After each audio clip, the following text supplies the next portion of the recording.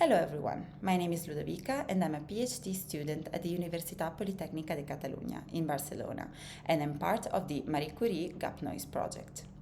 Recently, I have attended my very first scientific conference, the International Symposium on Circuit and Systems, in London, and today I would like to share this experience with you. So not only tell you about what happened actually during the event, but also try to guide you through all these steps of my preparation to get to the conference. Along the way of this explanation, I would also like to give you some tips that helped me and also to highlight some questions or some mistakes to avoid in order to fully prepare, to properly prepare and make the most out of this experience. The preparation for a conference can be divided into three main blocks.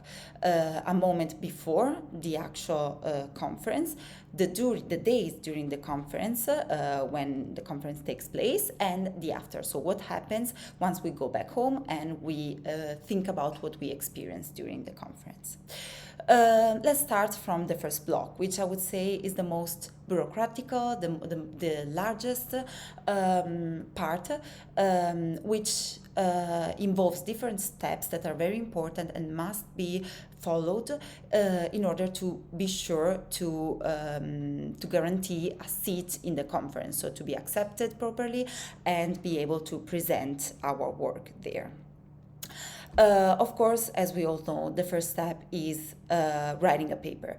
So when do we write a paper? We write a paper the moment we get some meaningful results, meaningful simulations of the project that we're working on, and we realize that these results are worth sharing. So represent a milestone on our PhD work, which we want other people to understand as well.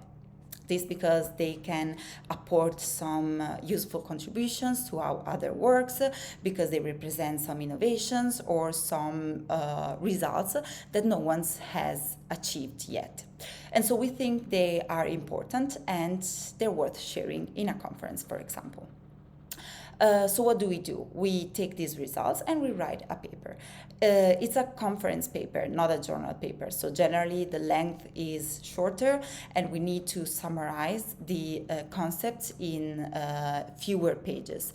This can be harder, in a certain way, because of course we need to express all the meanings of the results and of what we want to communicate in a very effective way. So, of course, as we all know, the general structure of the paper is the same. So we have an introduction where we mention other science works and the references that we used to start our project. Then we have the part of the methodology where we explain what we did, and the results where we show what we achieved, results that can be that are generally represented by some images, some tables or some numbers, and a discussion on the effectiveness of these results. And then at the end we have conclusions and the bibliography of all the references that we used. This concentration of information is our paper. That is the paper that we want to candidate for the conference. So what happened after we have the paper? We need to select the proper conference where to publish, where to candidate our paper.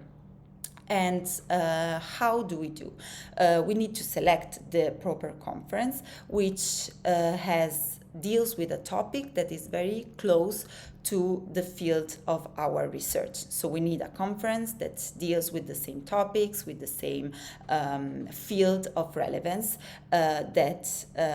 where our work can be inserted. So we need to consider the topic, we need to consider also the audience, so that the results that we want to show can be interesting for the people that are listening to us. We need to consider the scope of the conference, so international conferences or dissertation conferences. We need to understand whether we want to talk to an audience that is mainly students or mainly industry. So there are a lot of different different aspects to consider. In general, the choice of the conference, of course, there are a lot of conferences available, especially in the scientific field.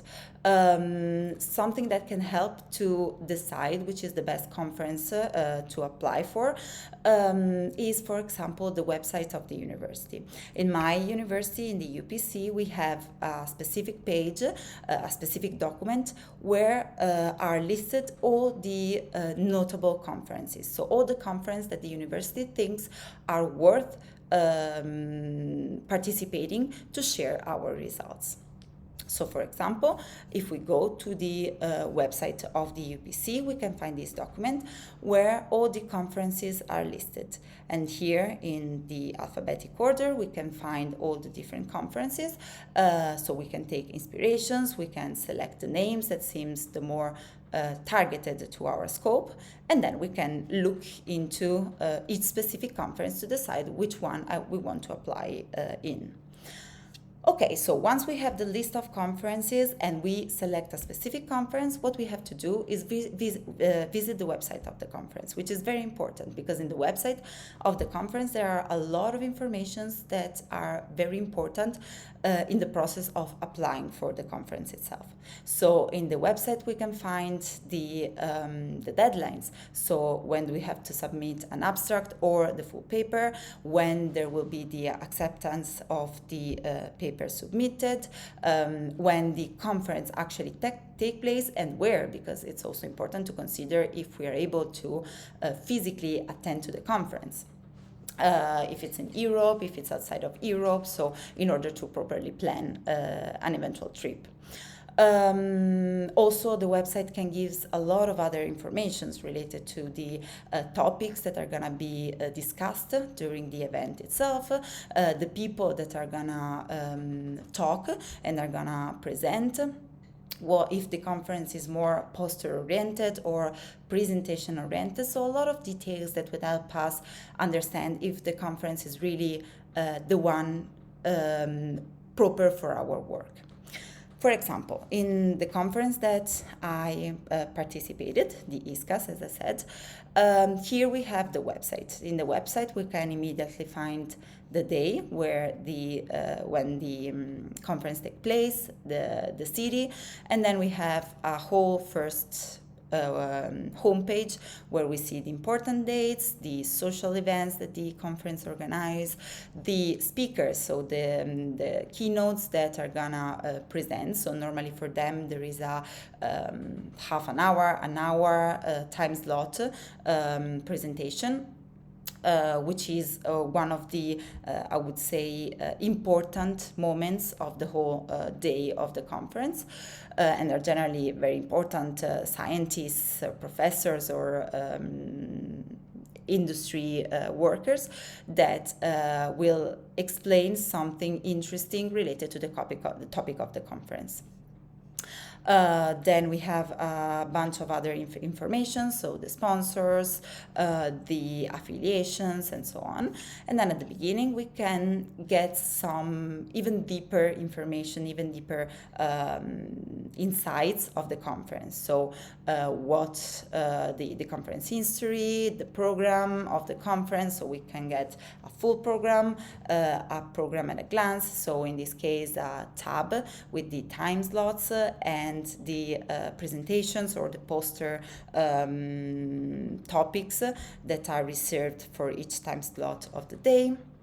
Then we have a list of information for the authors and many other info, for example, where the conference is actually going to take place, the way to get to the city, and so on. So this is a very important first step. So understand and learn deeply what this conference involves. Once we know and we have a general idea of the conference, and we decide that this is the conference, the right conference for us, Then the following step is to adjust our paper based on the requirements of the conference. Generally, conferences require some fixed templates. For example, the most common used is the IEE, but we can also find many other indications or instructions. And it's very, very important to follow exactly the instructions of the conference and of the specific conference, because the instruction of one type of conference can differ from others. So it's not a general rule, even though there are some instructions that are common, but it's very important to check out and be sure that that specific conference accepts the format that our paper is written on. So in general, the templates, so the indication, the guidelines regards the structure, the format, the length, so how many pages, if the paper has to be impaginated into columns, the type of figures, the resolution of the figures, if the paper has to be in a Word or a PDF format, how the chapter has to be organized, how the mathematical equation has to be written. So a lot of informations that are very useful, and then we must follow strictly, because sometimes sending a paper that does not follow the rule of the conference make the paper get rejected. How do we understand that? Well, for sure, of course, the first thing that we know, so the first information we can get from the paper templates are found inside the conference website itself. There are some general indications. Many times the indication can also arrive through via email before the final submission of the paper to make sure you follow each step correctly. We can also, there are different instructions so inside the conference. But then, of course, once we know that the conference follows some general templates, for example, this one, then we can go in the website and we can get some more strict guidelines and indications on how to properly prepare our poster. For example, here we can see the website, and from the website we can navigate on all the different parts that we are interested in. So for example, we want to know how to write the paper. We get there, and then we can find some guides, templates, and short video tutorials. We can go specifically in the conference authors, which is what we're interested in. And for example, here we can download the templates that we can fill in with our information. We can also find some instruction on how to structure the paper. So here gives information on all the chapters, all the parts, results and discussions, so the general structure of the paper. Some tips on how to improve the graphics, how to write in the proper English, technical English, a general a list of tips that can help us understand. We can also find some more detailed submission guidelines where especially in here we can see what can be avoided, what should be inserted, so what should not miss in our paper, a certain list of indications acceptable for peer reviews, so a lot of tips that can be useful. We can also find a list of papers that have been already written and accepted in the different conferences, so we can use these templates to double check that our paper is written correctly.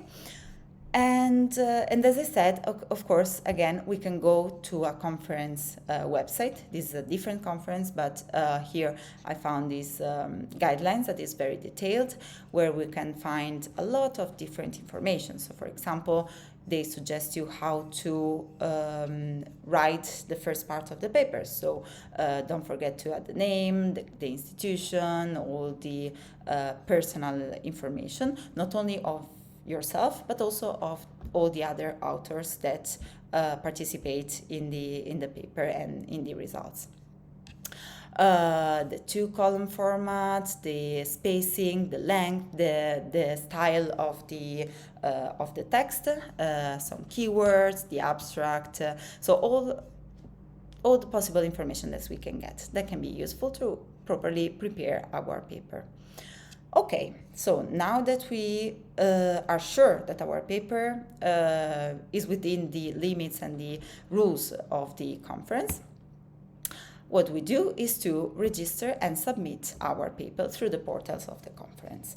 Here, for example, in the conference I participated in, we have a part that is the registration. So we get some information on the registration itself, which is generally the amount of money that has to be paid in order to participate to the conference, the different fees, the kind of members that you could be. So you can be a non-member, you can be a student, so any kind of detail that can be found.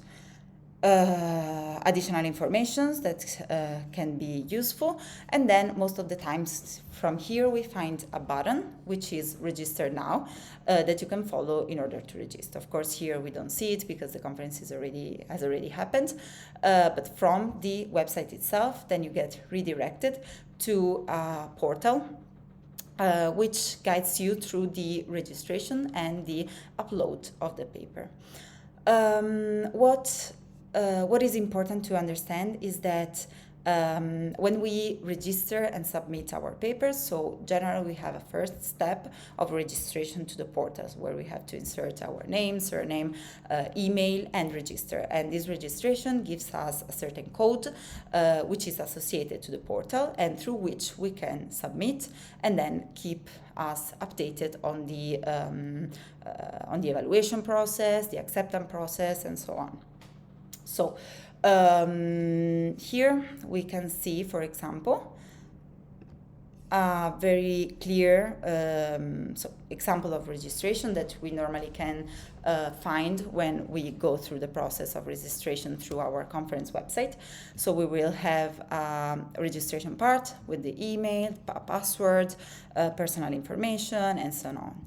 Once we are registered, we will be asked to log in and then to create a new submission. With this submission, in general, they will ask us some metadata, which means they will ask us to put the title of the paper, the abstract. That's why writing a proper abstract is very, very important, because the abstract has to be able to perfectly summarize all the methodology, the scopes, the results, and the important results that we can get from our work. So already from the abstract, we need to convince the reviewers that our work is worth publishing. So we will be asked to insert the abstract, to insert, for example, the contact of the first person, which normally is us, students that we want to publish our paper, but then also to add the co-authors, which can be our professor, our co-workers, or anyone who participated to the creation of this paper or to the results, so to get the important results that we got.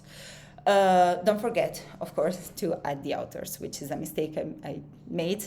And on my very first registration, I didn't add all the other co-authors, and this is technically a mistake that can get you rejected. But then, of course, what I did was to write to the assistants of the conference, and they allowed me to modify the registration. So in case there are any kind of problems or mistakes that you do during the procedure for applying to the conference, then always remember that there are contacts in the conference webpage that you can, and so you can write emails, you can call, and you can always ask for help as long as it's possible to make modifications or adjustments.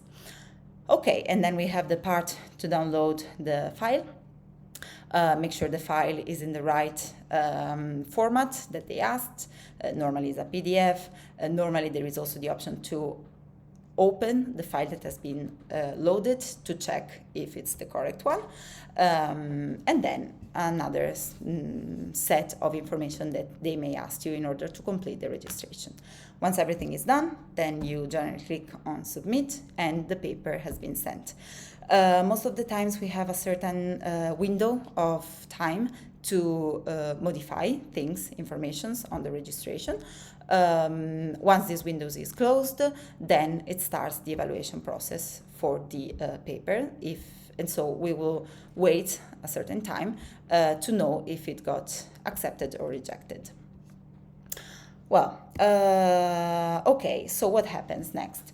In case the paper is accepted, which is what we all hope for, most of the times we will get some reviewers' comments and suggestions. So most of the times they think the work is valuable and the work should get included in the conference, but they suggest some modifications that they think will improve the work itself.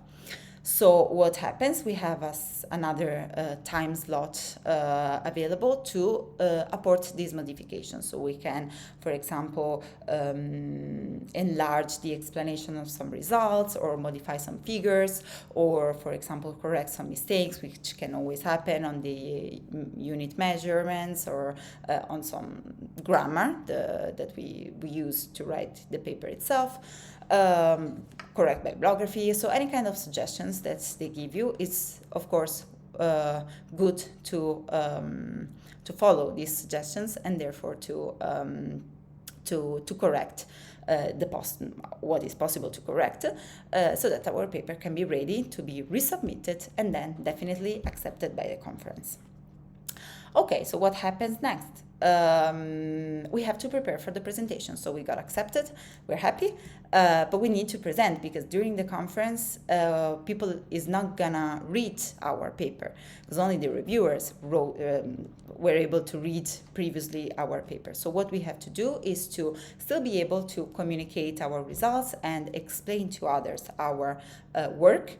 And this can be done in two different ways, a poster or a presentation.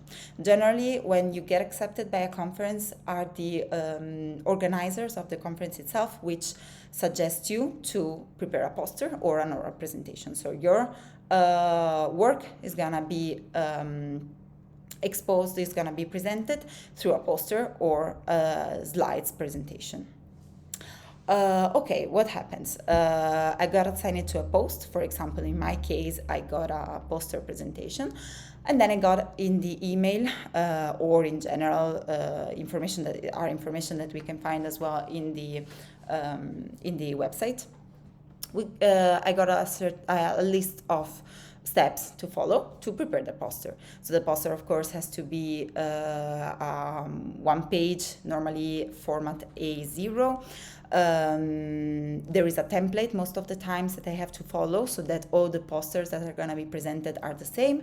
The poster has a structure, so generally also the poster is divided into chapters. So we have a introduction part, a results part, and a conclusion, and so on. And then, of course, this part has to be much shorter than the chapters of the paper, and they have to summarize very clearly, very well, all the information that we want to communicate out of our work. So it's very important that is clear, is engaging, is colorful. So the general idea that we have to follow is that our poster has to attract people and then lead people to stop in front of the poster and read what is written there. So if it's not catching, if it's not well written, if we don't focus on images, which is the easiest thing to look at, then it may happen that people doesn't even stop or doesn't even read, and so I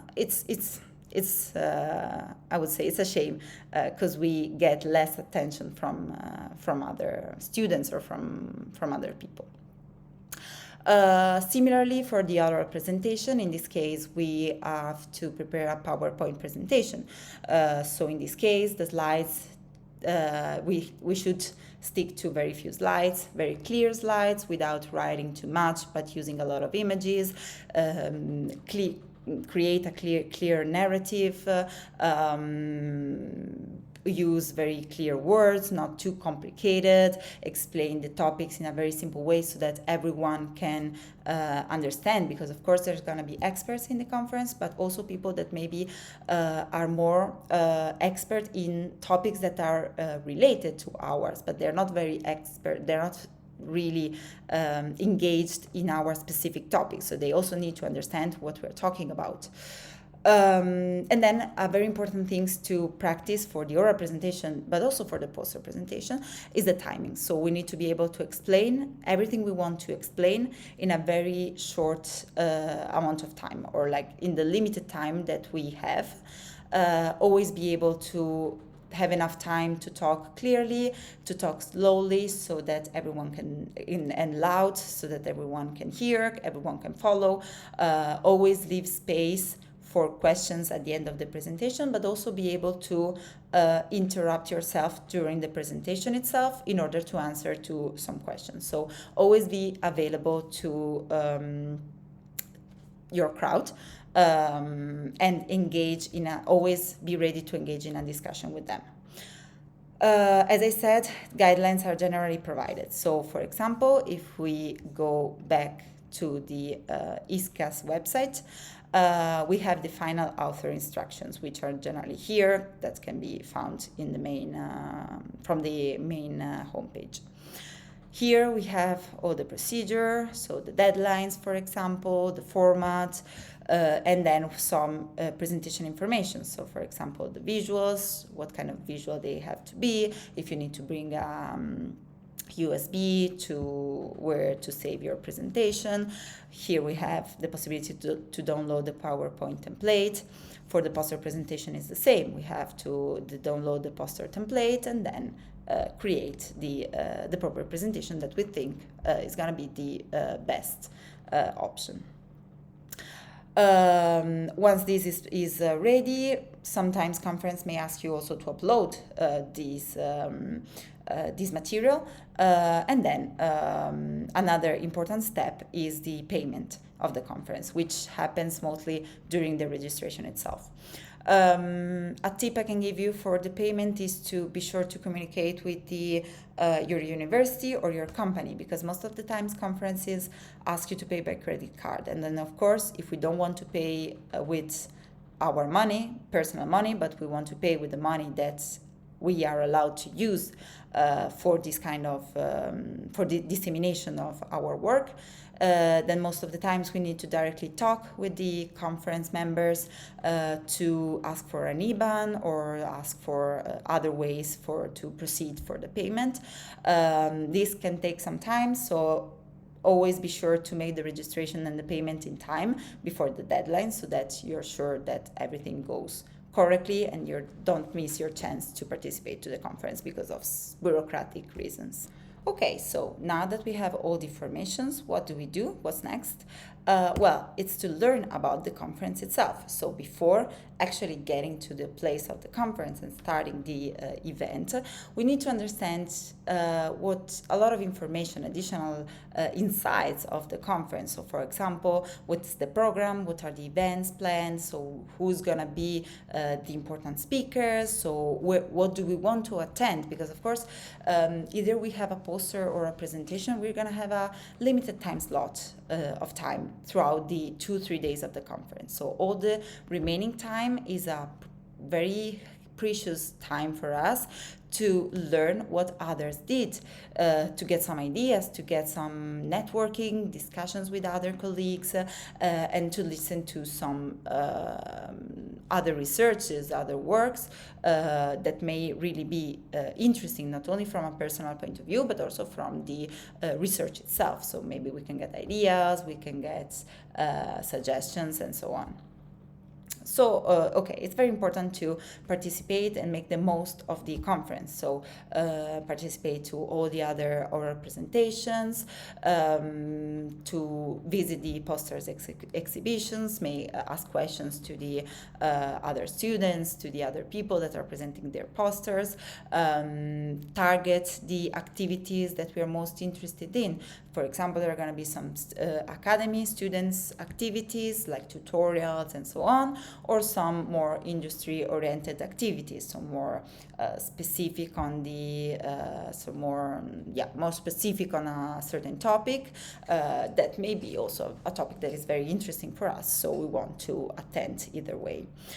Another important information to collect is what's the material we have to bring. So in case of a poster, sometimes they ask you to print the poster in advance. So you will need to bring your own poster, make sure you have the material to hang the poster in the poster's hall. If you have an oral presentation, you need to bring with you the slides, make sure that your equipment is working, so there are no technical issues that may arise during the actual presentation. So maybe, if necessary, make sure to go there a few minutes in advance to check everything. And of course, understand when do you have to present and where do you have to present. So in the conference website, we will have the locations of our presentation, the time slot of the presentation, so all the information that we need, which are most of the times we can find in the website, but is even more common that they will give you directly this information through email, because they know you have been accepted, they know you're going to participate because you registered and you paid the conference fee, and so they're going to directly send you personal information to make sure you are also properly prepared to attend to the conference. Okay, so now that we have everything with our luggage of informations, we can go to London or any kind of city or any other city where our conference is, and then we can present our work. It's an exciting moment. It's very interesting to be able to speak to other people, to share with them your work, your efforts, your results, and most of the times is also very useful to see the reactions of the people listening to you. A lot of them will have some doubts, some of them will give you compliments, some others will also say that they don't think the work is worth publishing. But all these comments, all these feedbacks are gonna be very useful for you for the other presentations that you're gonna give, or also for the eventual adjustment that you're gonna apport to your work. So tips that I would like to give for that. First of all, the most important is to enjoy the time there. Don't be stressed, don't be scared. It's an amazing opportunity because it's not common to get accepted to a conference, or at least it's a good thing that you got accepted to that specific conference. So just enjoy and try to talk as much as possible with people and to share as much as possible your work and your results. Arrive in time. Remember to always stop to the registration desk where normally you are registered, and they give you the badge to access to the conference hall. Keep to time schedule during your presentation, speak clearly, be fully prepared to make people understand your work. Be available for questions, and always be available for discussion and feedback. So don't be shy, as I said. Always talk, always try to catch people. For example, when I was doing my presentation, I was always trying to look at people passing in the eye so that they would be cocked and they would be more tempted to come to me and ask me questions. So you have to catch people, you have to create an interest in people so that you have the chance to present your work. Sometimes people are not going to be involved in your topic, so they will just want to have a chat and ask you some questions. So always be available also for that, and also understand who you're talking with. So for example, if it's someone that is really, really expert on your topic, then you can get deep into the details, the mathematical equations, some certain terminology, because you're sure they will perfectly understand your point, and they will give you some very technical insights or suggestions or tips you can use in the future.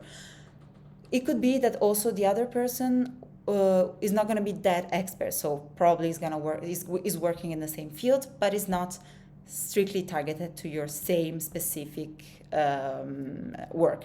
In this case, they of course may be either way interested in what you're doing, and in that case you need to understand how to explain your work in a simpler way so that they can catch the meaningful results, the meaningful expression, that they can still understand what you're doing even though they're not so involved in the field.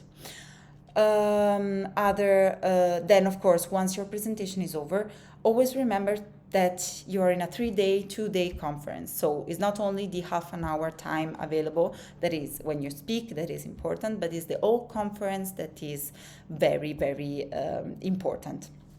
So what you should do in the remaining time, you should be able to attend all the sessions related to your topic, also attend other sessions related to different topics, look at posters that are not related to your work, and in the same way ask questions, understand what other students are dealing with, what other companies are working on at the moment in the recent years. Take notes that can be related to the strictly to the topic, but also notes related to how other people are presenting, the way they behave in front of other people, like some style presentations, some images designs, some slides designs that maybe can be you can find more interesting than yours, and then you can learn and adjust yours in a proper way.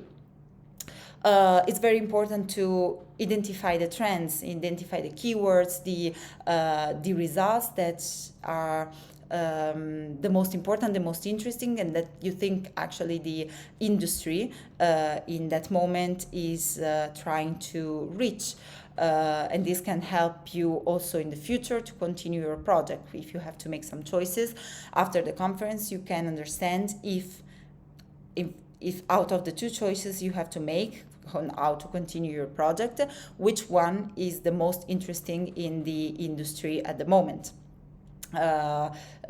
Understand what companies are interested in, because of course if one of us students, PhD students, is interested in working in a company afterwards, we need to understand what they're searching for, what kind of results they wish to have, and eventually in which way you can help them achieve these results in the future. Also with your work itself during the PhD. Networking, I would say, is the one of the most important words in a conference. Just talk with people, ask questions, go present yourself, try to engage in discussions, meet new people, connect with people on social media, on LinkedIn, or exchange contacts via email, learn as much as possible about others' work, others' project,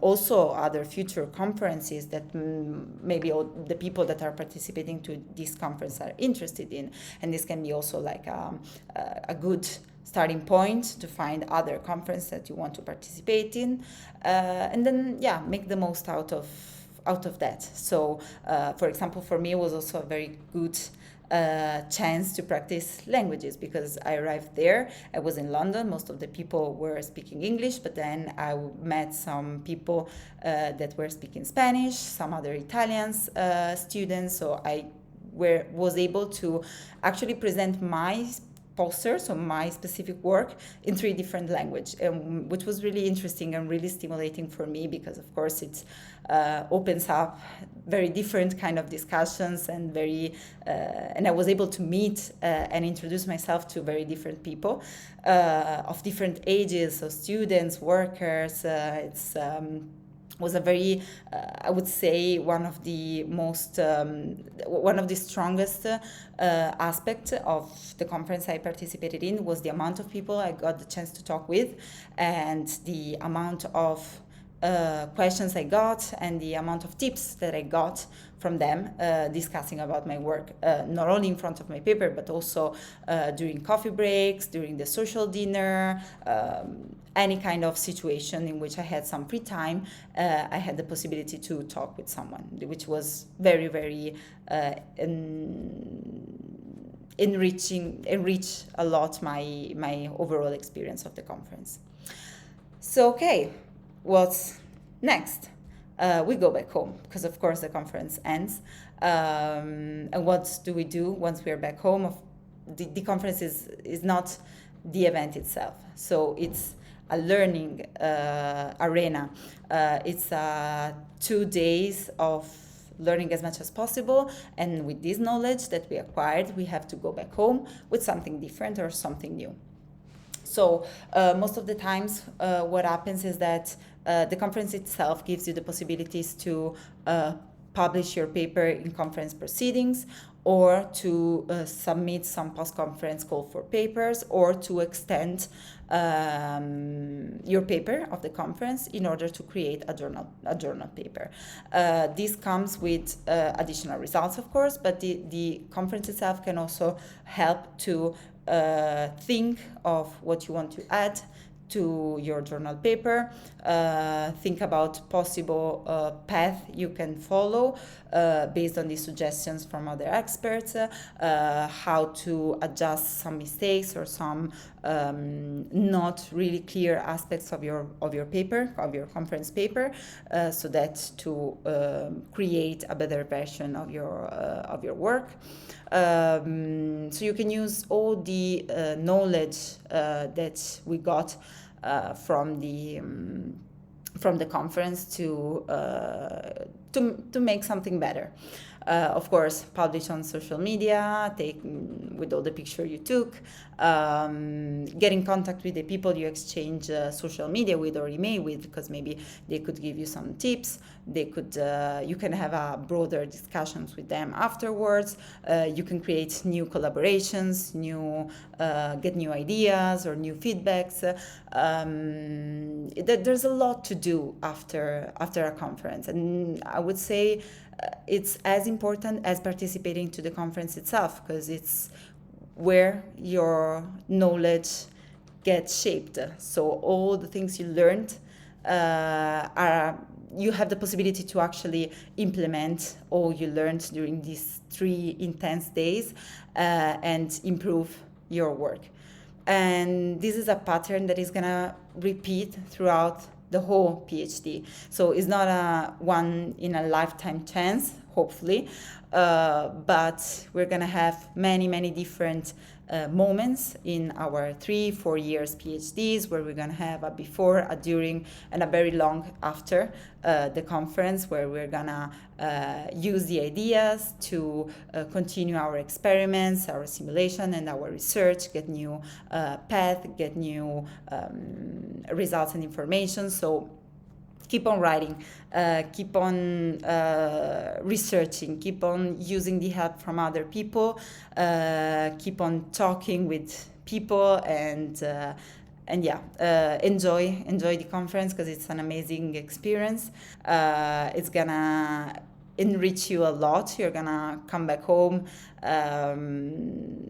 enlightened and with a clearer mind, a richer mind, and it's a great opportunity not only to share your work, but also to understand the work of others and to improve your own work. So this is gonna go on throughout the whole duration of the PhD. It's gonna happen many times, and every time you're gonna bring home a piece of knowledge, additional knowledge that is gonna make your final work, your final project as rich and as important as it should be.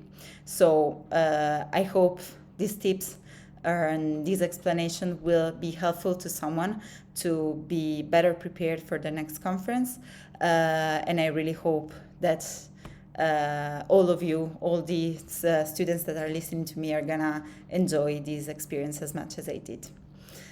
Thank you for the attention.